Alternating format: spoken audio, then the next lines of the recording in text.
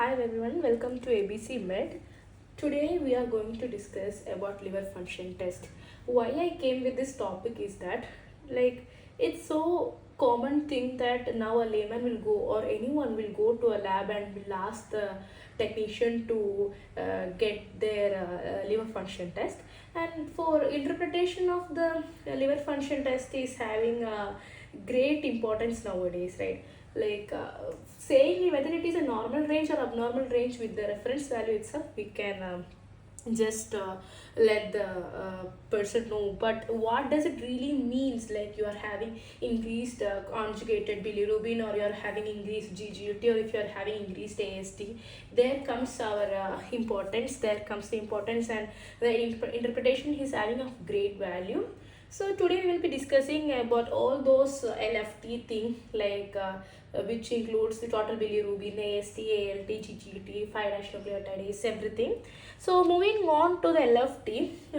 So first we will see what is the total serum bilirubin. So 0.3 to 1.3 is the total bilirubin level. So the people who doesn't know what is bilirubin is the degradation product of hemoglobin or heme, right?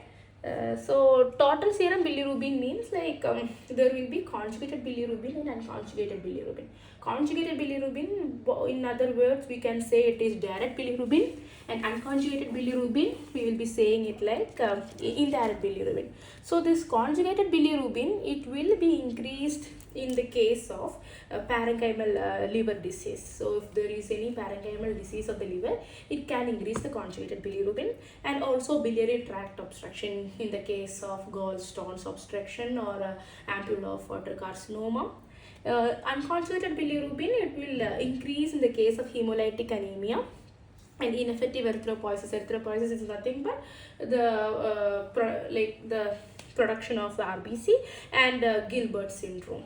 So moving on to the next, I have shown the drawing, maybe it's worse, but still it's showing the icterus, means yellowish discoloration of sclera of eye. So if we are seeing a patient who is having an icterus, it is well understood that the serum bilirubin will be almost 3 milligram per deciliter. So if the patient is having anictret jaundice, we will be saying, means there will be an increase in the bilirubin level, but the patient will not show any icterus, means yellowish discoloration of eyes. So that is known as anictret jaundice. This is icterus. So, and if we are having bilirubinuria means there is passage of bilirubin through your urine. So it may represent like tea or cola colored urine. So basically the bilirubinuria, in that cases normally conjugated bilirubin will be only elevated, or it's going. Moving on to next, we will be having this AST and ALT. What are those? So till now we have been discussing about different types of bilirubin, like conjugated or unconjugated total serum bilirubin, right? So next we are moving on to AST and ALT. AST and ALT will reflect the damage occurred to your hepatocytes. Hepatocytes is the basic cells, right, of the liver cells. So AST is also known as SGOT, and ALT is known as SGPT. More like this AST and ALT will denote they are present in this hepatocytes. So if there is any damage to the liver, what will happen is that this will be released into the blood, right? So this will reflect the damage to hepatocytes. Now this normal value of this AST or this enzymes will be like 10 to 40 units per liter. But this AST, it is not so specific, because this AST, we can see it in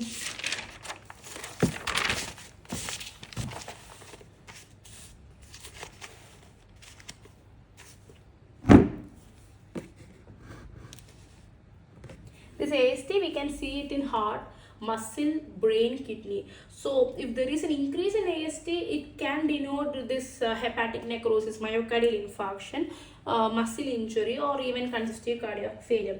But in the and this AST is a mitochondrial and cytoplasmic isoenzyme. Now moving on to ALT, see, we will write ALT. So this L denotes it is more specific to liver. So it is a cytosolic enzyme. What happens now? It is specific to liver injury, right?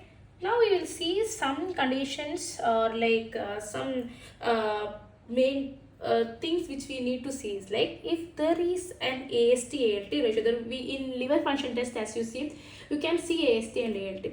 So if there is AST ALT ratio is more than 1 means it can be chronic viral hepatitis or non-alcoholic fatty liver disease. Everyone must know, like we are so like it's so familiar, the word fatty liver disease. So if the AST is to ALT ratio is more than 1 means it can either have a chronic viral hepatitis or this non-alcoholic fatty liver disease. If AST is to ALT is more than 2:1 means AST is more than ALT. 2:1 means it's suggestive of alcoholic liver disease. But if it is more than 3:1, it is highly suggestive of this alcoholic liver disease. Why ALT is getting reduced in the case of alcoholic liver disease now? So this alcohol, there will be we know that this alcohol is having will induce, there will be a deficiency of this pyridoxine phosphate. So what happens now? This ALT will be reduced in such cases. There are some conditions where ALT is more than AST. What all of this condition is like alpha-1 antitrypsin deficiency in the case of medications, then steatosis, steatohepatitis, celiac disease and hyperthyroidism and all. ALT will be more than AST. But in the case of, there are some other cases where this AST is more than ALT, like alcohol related diseases. I told you that when there is alcohol related diseases, ALT will be reduced, AST will be more. Cirrhosis, Wilson disease, in that and all AST will be more.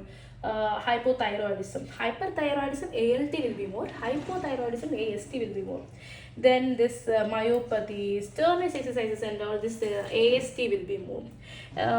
More than that, we will, like if there is an acute severe elevation of this AST and ALT, now we will be having this acute bile duct obstruction, then viral hepatitis, autoimmune hepatitis, all those.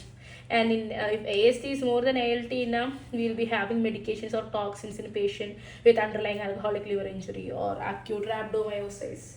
So all this we will be only saying discussing about this AST, ALT and this basic concept of bilirubin in this video. We will have another video discussing about this alkaline phosphatase, gamma glutamyl transeptidase and 5' nucleotidase in the next video. Thank you.